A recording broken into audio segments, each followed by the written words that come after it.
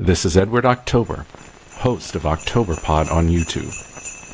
Hear that jingle jingle? It could be Kris Kringle, or a home invader looking for an open window, a jilted lover looking for revenge, or a disgruntled coworker hoping to spike your eggnog with arsenic. The girls of our true crime podcast are always on Santa's nice list, but the crimes they discuss are very naughty indeed. Listener discretion is advised.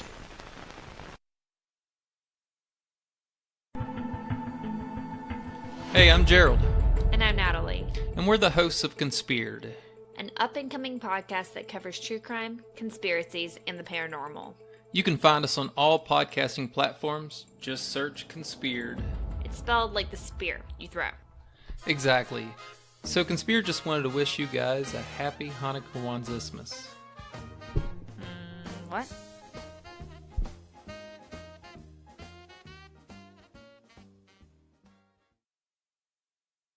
Jen from our true crime podcast chooses OctoberPod for her spook show thrills. I always stream OctoberPod. I find the story so very dark and chilling, and I love the found footage. Like Jen, choose OctoberPod on YouTube.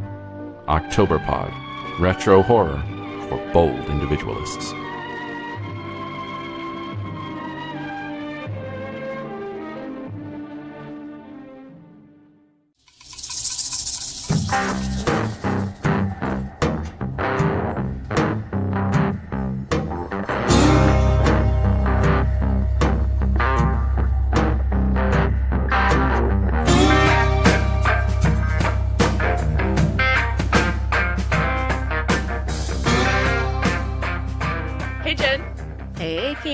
How are you? I'm great. Today is the second Nightmare Before Christmas. If you missed last night's episode, check it out. That was the first Nightmare Before Christmas. Yeah, one comes before two. Exactly. And then tomorrow's three Nightmares Before Christmas. So if you're just catching up every day, starting yesterday the 12th, until the 23rd, we are doing one mini-ish episode of the 12 Nightmares Before Christmas. Each case features a victim or victims to correspond with the day. So, for instance, the fourth day will have four victims. And we're doing this because on the 23rd, we are going to take a small mini break and we will not be back until January 9th. I know Cam and I are going to be extremely busy. I'm sure you will too. Yes. So if you can't listen to them all during the holiday, then you can just listen to them on the break. It's extra bonuses, even though we're going to be gone for a couple weeks. It's our Christmas present to you. Happy holidays. We're givers. We are givers. We are. We're 12 days of giving is what we are. If not more. We love you and we want you to be happy, so we're doing this for you. It's all for you. If you can't get a puppy or a new car, you have a little Jen and Cam. Well, I think Jen and Cam are kind of better than a new car. Puppy, not for sure. Although we are potty trained for the most part. If not, we do have our own. We do come with our own pee pads. You are such a dork. Whatever. So, what story do you have for us for our second Nightmare Before Christmas? I'm glad you asked, Jen. Cam? Oh, good. I'm glad you asked, Jennifer, Jennifer. Jenny. So, Jenny, I got your number. 867. Yeah, I told you there was going to be some singing in there. Just a little singing. This story, I came across it. Obviously, we were doing victims to correspond with the day, and I had two. I did the evens because I'm kind of even and you're kind of odd. It's good to be odd. I stumbled across this case. It's definitely nightmare fuel. Let me tell you. Oh, good. It's a little scary. It's creepy. I know you don't like camping. I do. So I will always think about this if I'm ever in a tent again. Let's put it that way. Okay? I like camping if it's in a hotel.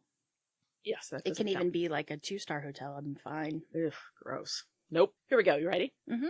19-year-old Terry Jentz and her roommate, 20-year-old Avra Goldman.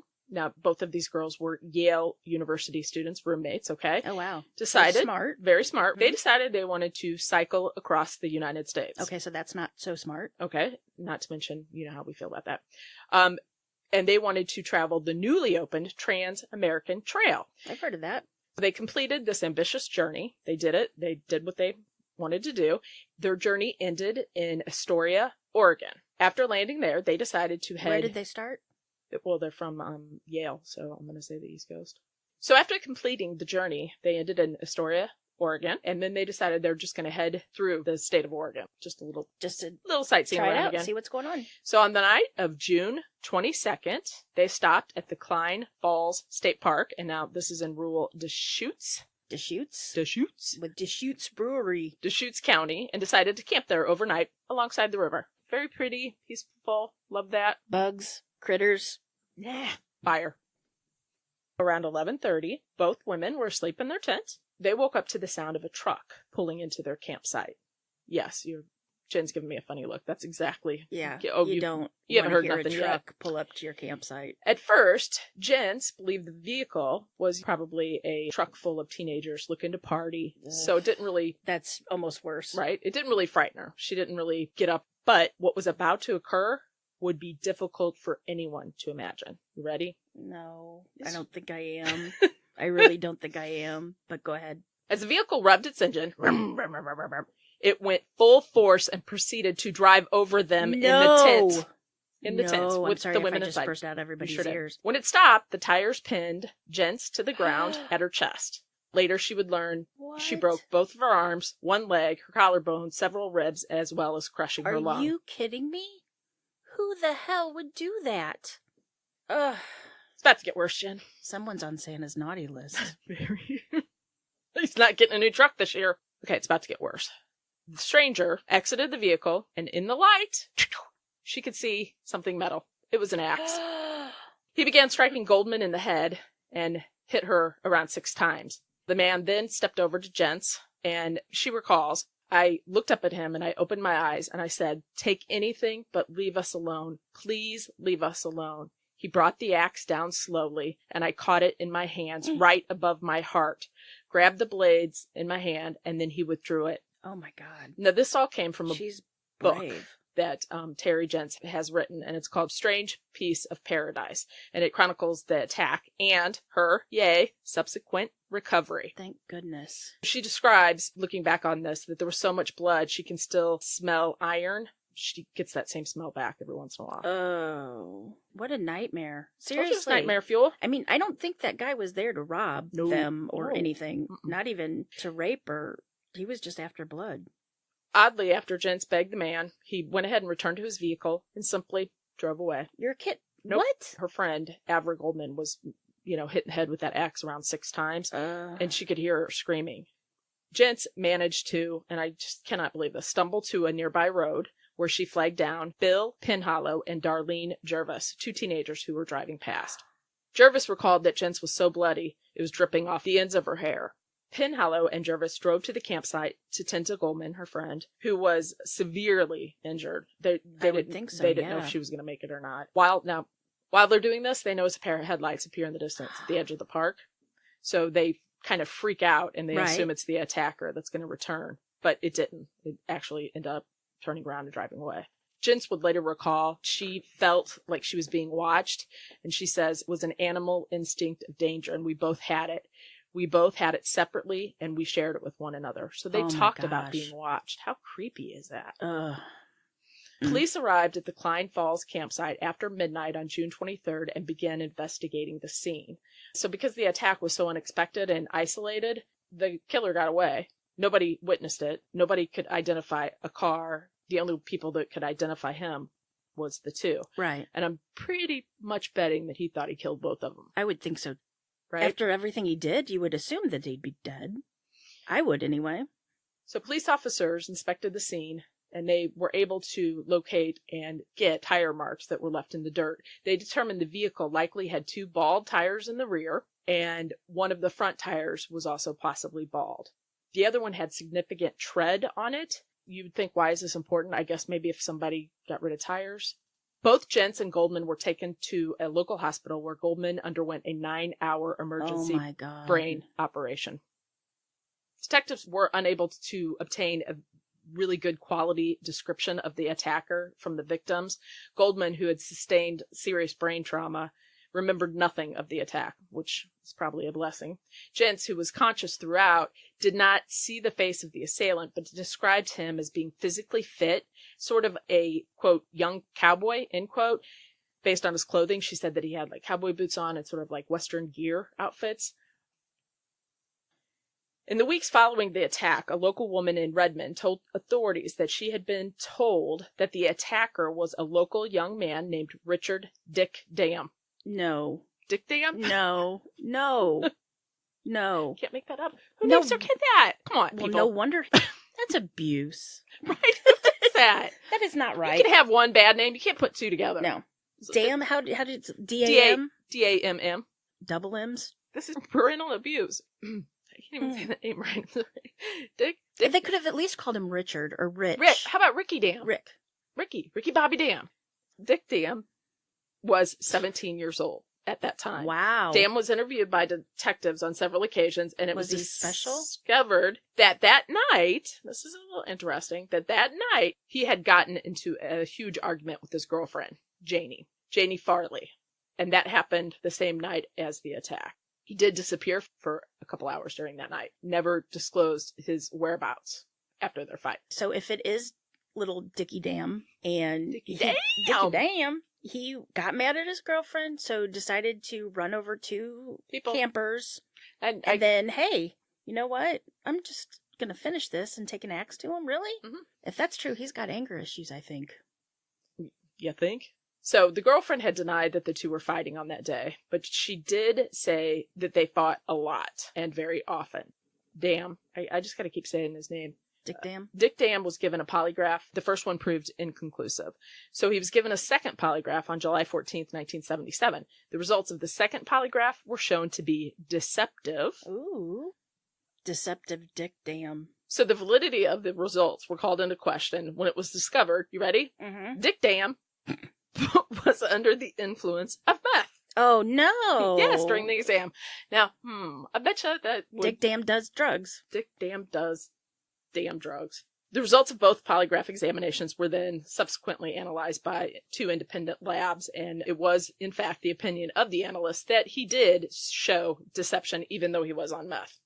Farley, that's his girlfriend, later told authorities that she had noticed Dam changed the tires on his truck shortly after that attack, and the toolbox located in the truck bed had been removed. She also conceded to police that Dam had been abusive to her throughout their relationship. So another suspect was a convicted child rapist and murderer, Richard Wayne Bud Godwin. After the attack, Godwin was imprisoned for the murder of a 5-year-old child.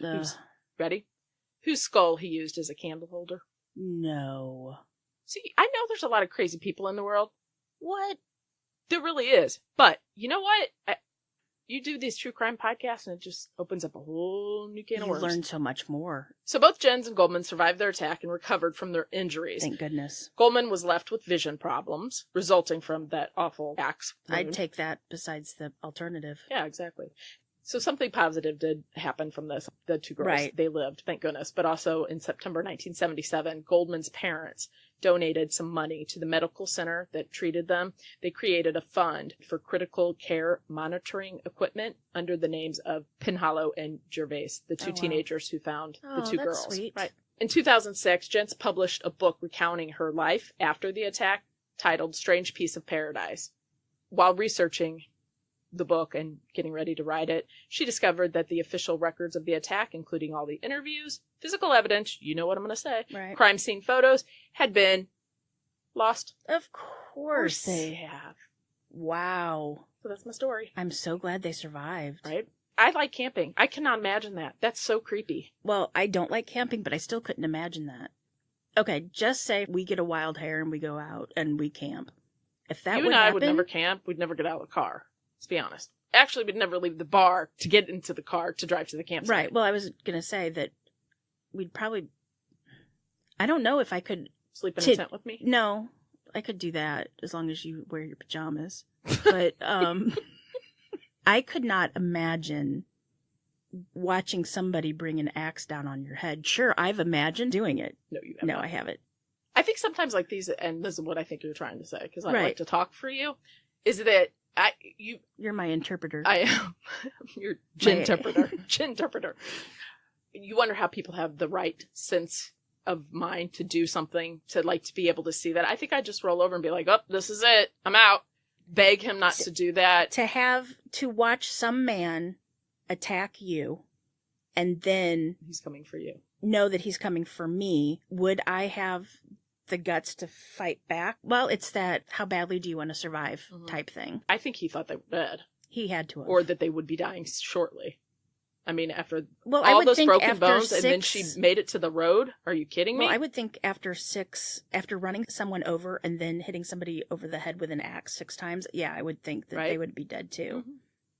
But then again, I would think that if I was going to kill someone, I would totally make sure that they were dead so they wouldn't talk. Well, and if he was young, 17. And meth. But then see, how would you not...